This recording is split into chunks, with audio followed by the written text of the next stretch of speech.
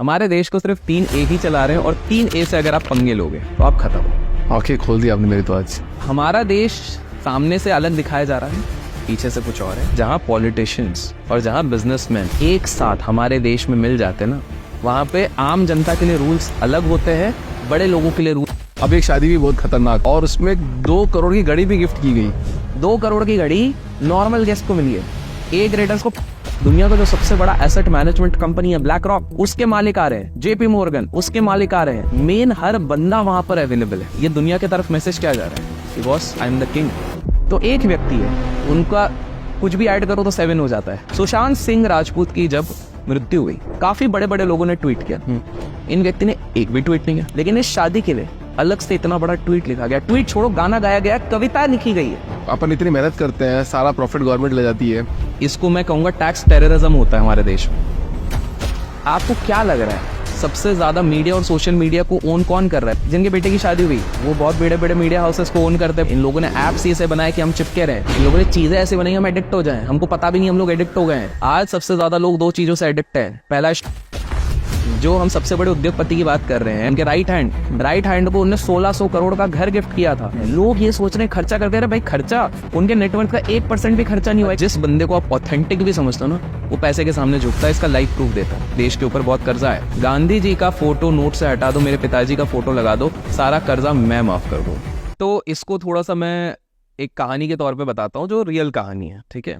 और तो शुरुआत करते हैं हम करीब करीब 90s में, अर्ली 90s में। जिनकी शादी के बारे में बात कर रहे हैं, उनके पिताजी के पिताजी की बात करते हैं हम, ठीक है।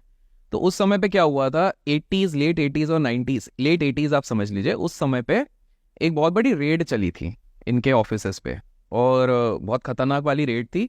और किसी तरह से ऐसा माना जा रहा था कि कुछ भी करके अब ये इतने बड़े उद्योगपति बन गए कि इनको अब रोकना पड़ेगा, क्योंकि अगर इनको नहीं रोका गया तो ये पूरी दुनिया को कंट्रोल करेंगे, देश को तो पूरी तरीके से कंट्रोल करेंगे। और कभी भी राजनीति में कोशिश ये रहती है कि सारा पावर हमारे हाथ में रहे, कोई नहीं कर सके। और इतिहास गवाह है। आप देखिए 91-92 में हर्षद मेहता के हाथ पे गवर्नमेंट का काफी कंट्रोल आ रहा था, क्योंकि वो बहुत मेजॉरिटी स्टेक उठा रहे थे ऐसी ऐसी कंपनीज में जो कि अर्थव्यवस्था पे कंट्रीब्यूशन करने वाले थे। सीमेंट की कंपनीज हो गई, रियल एस्टेट की कंपनीज हो गई, एट द एंड वो डेवलपमेंट में हेल्प करने वाली थी। तो उनको रोका गया किसी तरीके से। सेम 2000 में भी हुआ, सेम 2008 में भी हुआ। तो इनको कैसे रोका नहीं जा सकता। तो उस समय पे जब रेड हुआ ना, तो वो रेड की जैसे ही 4-5 दिन वो रेड चली, उसके बाद अचानक से ये खबरों से गायब होने लग गए। खबरों से ये रेड की बात गायब हो गई। क्या उसका आउटपुट हुआ वो कुछ भी नहीं है। और जब भी किसी से पूछा गया, किसी अधिकारी से, तो ये कहा गया कि भाई कुछ भी नहीं निकला, ठीक है। अब इंटरेस्टिंगली उसके 6 साल बाद जो मेन अधिकारी था, जो मेन इनकम टैक्स ऑफिसर था, वो परमानेंट पेरोल पे इस कंपनी में काम कर रहे हैं 6 साल बाद। परमानेंट पेरोल पे इनके कंप्लायंस टीम पे काम कर रहे हैं। ये जो सबसे बड़े उद्योगपति है, इनके कंप्लायंस टीम पे काम कर रहे हैं। चलो ठीक है, कोइंसिडेंस होगा, नौकरी अभी रिटायरमेंट हो गया तो उसके बाद इनने सोचा होगा। अब इंटरेस्टिंगली यहाँ पर क्या होता है कि इनकी जो वाइफ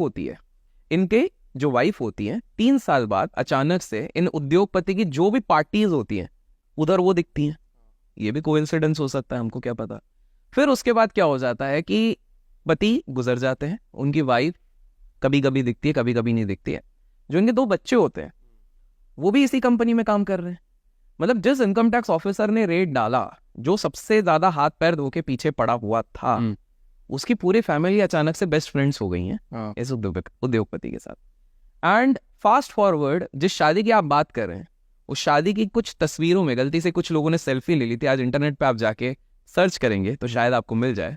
तो वो लेडी वहां पर बेटा, जो जिसकी शादी हो रही है, बेटे के साथ फोटो खिंचवाते हुए दिख रहे हैं। पॉइंट मैं ये बताना चाहता हूं कि हमारे देश में राजनीति और बिजनेसमैन हमेशा हैंड इन ग्लव चलते हैं, और इसी के साथ सरकार भी हैंड इन ग्लव चलता है। ऑब्वियसली सरकार का बड़ा हाथ रहता है, और कहीं ना कहीं ये बिजनेसमैन ही रहते हैं जो सारे रूल्स डिक्टेट कर रहे हैं। तो जो 2 करोड़ रुपए की आप बात कर रहे हैं कि क्या इस पे टैक्स जाएगा, कौन देगा, क्या देगा, ये सारे रूल्स रिग्ड हैं फॉर द बिजनेसमैन जिसकी आप बात कर रहे हैं। आपको एक नॉर्मल सा किस्सा बताता हूँ। आज से ऑलमोस्ट 2 डिकेड पहले, 2 डिकेड के जस्ट बाद, जब इनके पिताजी गुजर गए थे, जिनके आप बात करें, जिनने इतनी बड़ी शादी अपने बेटे के लिए रखी थी, जब इनके पिताजी गुजर गए थे तो इन्होंने एक फोन लगाया। फोन जाता है मुंबई से दिल्ली के पास, और केवल एक चीज कही जाती है कि भाई इस समय देश की अर्थव्यवस्था को देखते हुए मुझे लगता है कि देश के ऊपर बहुत कर्जा है।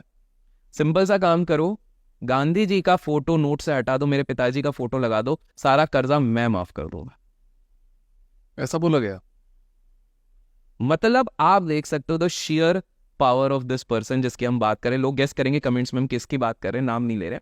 अब मैं आपको इस पे और एक इंटरेस्टिंग किस्सा, बिकॉज आपने शादी का बात छेड़ ही दिया है, तो मैं इंटरेस्टिंग चीज बताता हूँ कि ये सारा गेम ना पूरा पीआर का होता है।